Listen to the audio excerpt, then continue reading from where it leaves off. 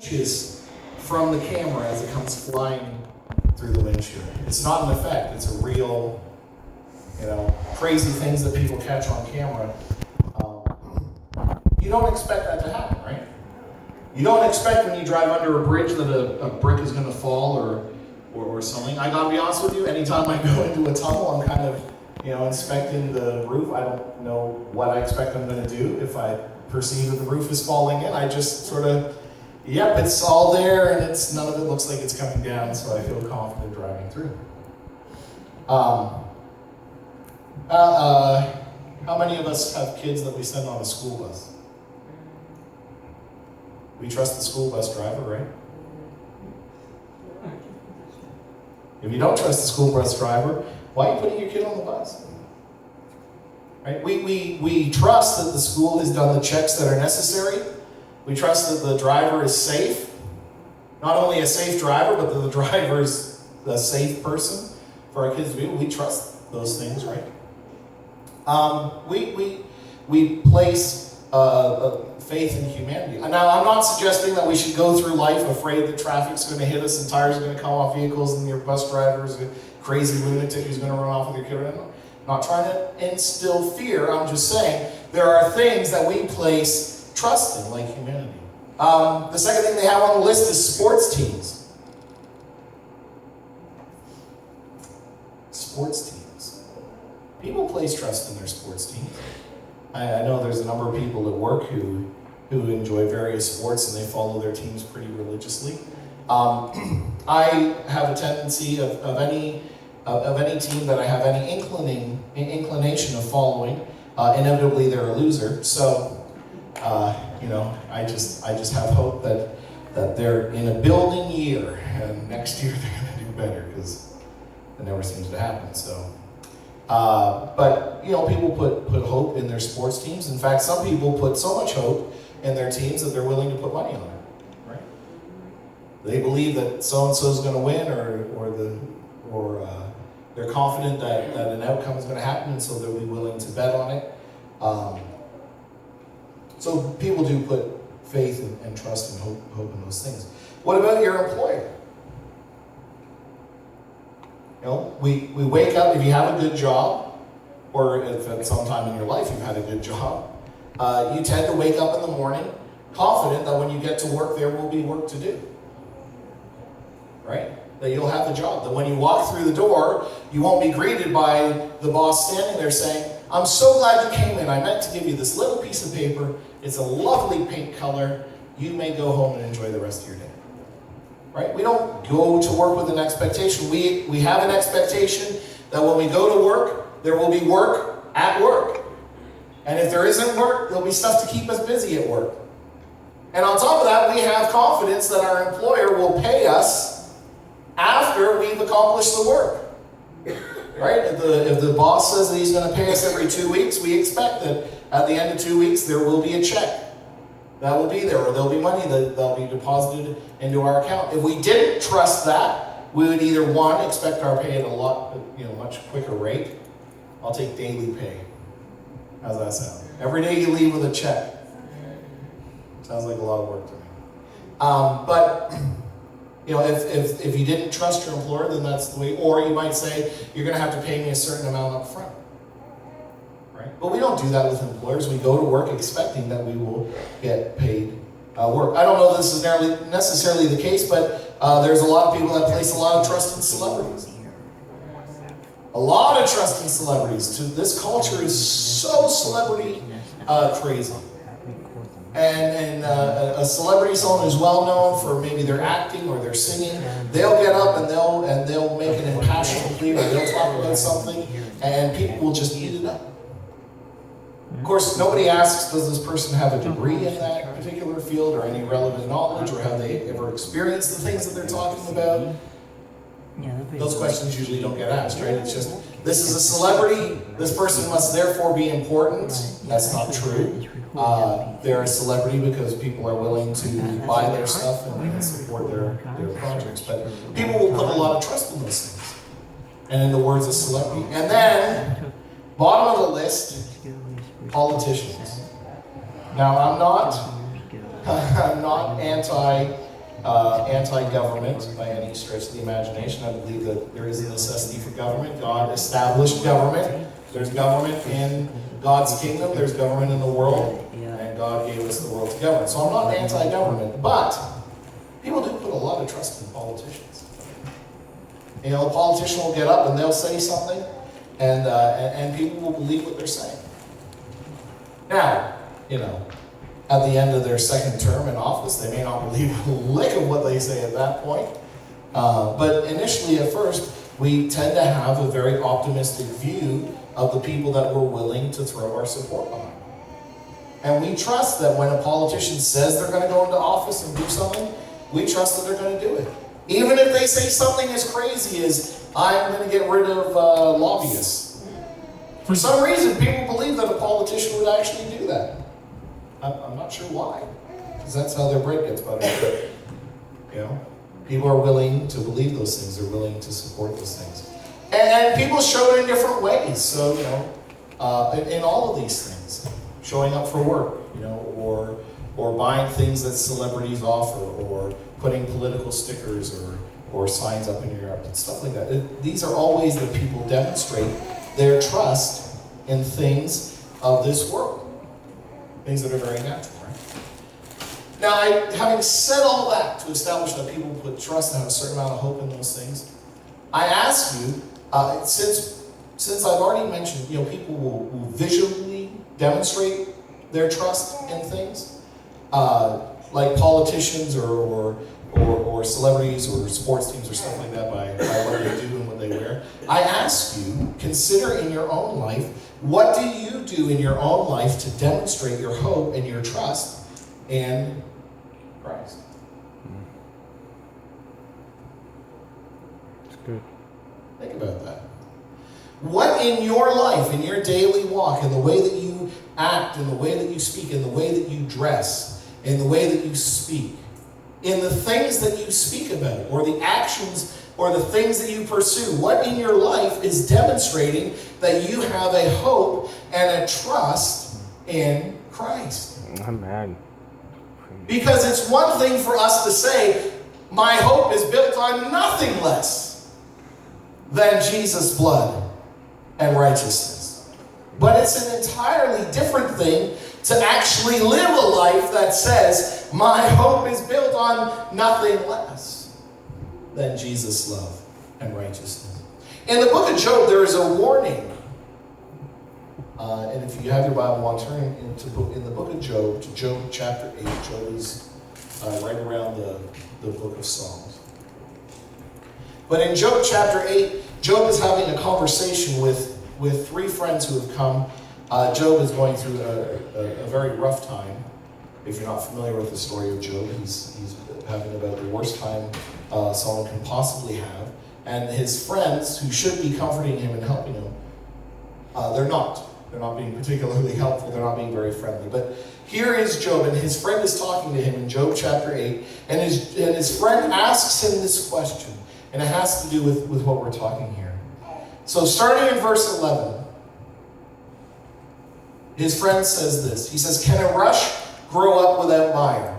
Now, rush is just, think about Egypt and along the Nile sort of thing. Those long plants that grow up and they just got those fuzzy things on top. Can a rush grow up without mire? Can a flag grow without water? It's another type of plant. He's asking, can they grow if they're not in their natural environments, if they're not in the places where they should be? Can these plants grow? Can they live? Can they flourish? Can they have any existence if they're not where they're supposed to be? And he goes on and says in verse 12, while it's in its greenness and not cut down, it withers before any other herb. If it's lacking what it needs, even though it may come up really quick and be green, if it doesn't have what it needs, it starts to wither.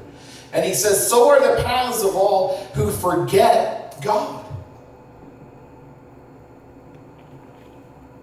Okay, he's saying that rush, that plant that's supposed to be beside water, that plant that's supposed to have access to lots of water, if it's not in its environment, even though it may initially appear to be healthy, it very quickly dies. And he says that is the way that that people who forget God, that is what they are like. They are like that plant that appears okay at first, but very quickly disappears. In verse 14, he says, whose hope shall be cut off, and whose trust shall be a spider's web. Now, what does he mean? He's saying that if you live a life where you're not, if you live a life where you are forgetting God, and I don't mean, and he doesn't mean just a mental understanding, yeah, there's a God out there somewhere and he exists and he's God. He's talking about if you're living your life in a way that's not pursuing God, if you're living your life in a way that is not informed by God, that is to say, if you're living a life that your direction is not set and determined by God, it's as if your hope has been cut off. You may appear to have hope, but in actual fact you don't have hope. Because your hope, if it's based on anything other than God, it's not based on anything of substance. That's why he says, whose trust will be like a spider's web. Now, think about what a spider's web is like. Okay, I don't know why, but for some reason they seem to like doorways. The doorway to the outside of my house, and sometimes in the morning I'll go out and you'll see a spider web there in the corner, and it'll be wet with dew, and it's very easy to see because the light's shining on it. And it looks silvery, and it, you know, and you can see that it has structure. It looks like it has strength. If it was made of anything other than a spider's web, it would be difficult to break. But to get rid of the spider's web, all you do is you just brush it away, right? It doesn't take very much to get rid of a spider's web. Just a gentle brush, just something just to knock it away, and that spider's web falls apart. Even though that spider's web is the home of that spider, that spider's depending on that web in order to eat, in order to survive. It just takes a little bit to knock it out of the way. And this is what this friend of Job is saying in the book of Job. He's saying that if your hope, if your trust is not in God, if you're living a life where you're forgetting God, you're not allowing God to make choices on how you live or what you do, but you're making your own choices. You're living according to your own desires, according to your own choices. Then you are like that spider, trusting in that web, but that web really doesn't have any substance. And it's very easily knocked down, very easily destroyed. There's a parable in the New Testament that talks about two people that build two houses. And the one person builds their house on a rock. And the other person builds their house on the beach, on the sand. And both houses experience the same thing. The storm comes along, waves come up against the house. But the result is very different between those two houses. If you're familiar with the parable, you know that the house that's built on the rock stays and survives, not because it's built of anything better than the other house. There's no indication that the houses are made from different materials or by a better architect or anything like that. The only difference between the houses is the foundation that they're set upon. And the house that's built on the rock survives not because of its materials, not because of its construction, not because it's got some crazy technology that no one else has. It survives because its foundation is established on a rock. Its foundation is on something that doesn't move when the storm comes. Its foundation is based on something that doesn't change, that doesn't shift. The rock is consistent. The storm comes and goes. The house may come and go. People visiting the house may come and go, but the rock is there. It is eternal. It doesn't change. And so the strength of the rock supports the house that's built on it. But in the case of the house that's built on the sand, it's built on a surface that does change. It's built on a surface that you can't actually trust. Sure, when you walk on the sand, it seems pretty solid.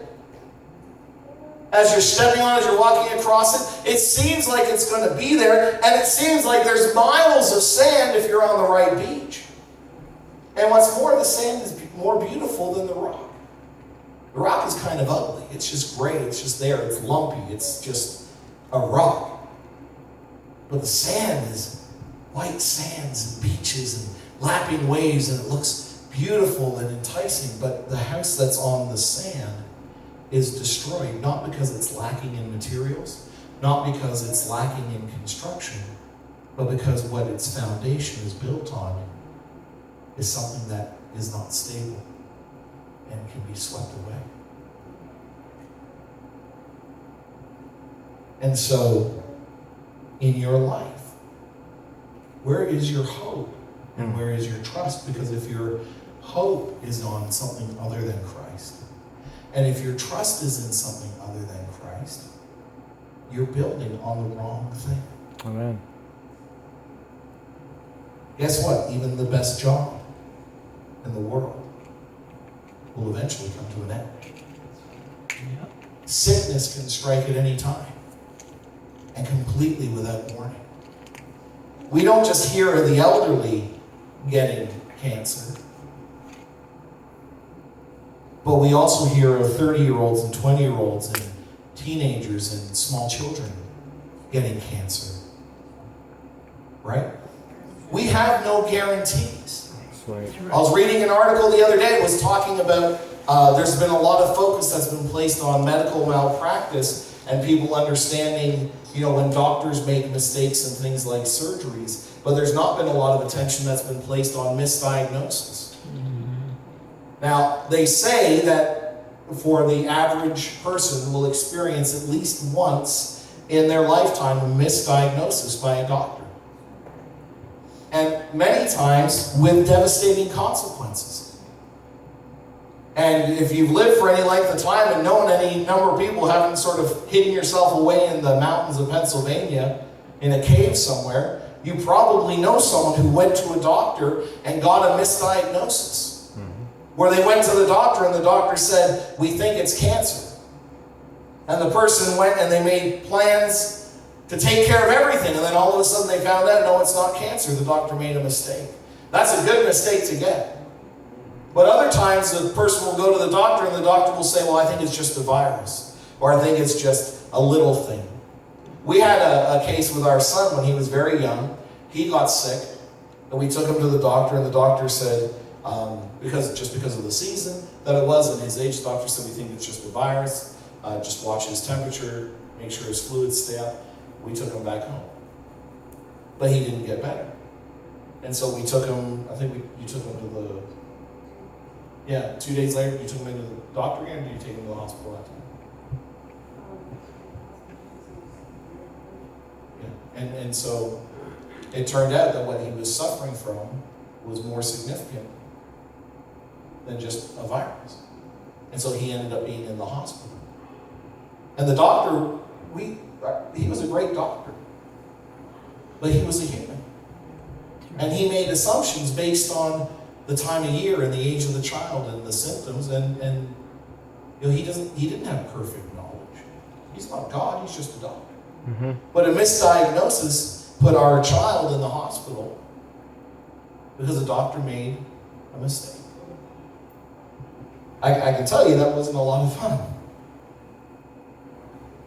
Having your kid in an oxygen tent's not a lot of fun.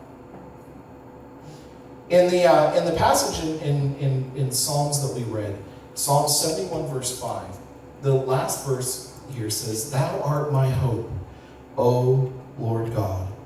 Thou art my trust from my youth." Those two words there, hope and trust. I looked up the definitions of the words just to see what they mean when you take a look at them in the Hebrew. Because, of course, we're reading them in the English, and sometimes we don't get the full flavor of what the word means when we take a look at it just in the English. And so the first word that's in there is hope. And the meaning of the word hope in the Hebrew that's used in that verse is what you might expect initially. It's hope or expectation, right? Hope is something that you that you have placed some expectation that something is going to happen, right? Hope has a level of trust. When you hope in something, you are expecting a certain outcome from it, right? That's what hope is. A child at Christmas makes a request of like this gift for Christmas.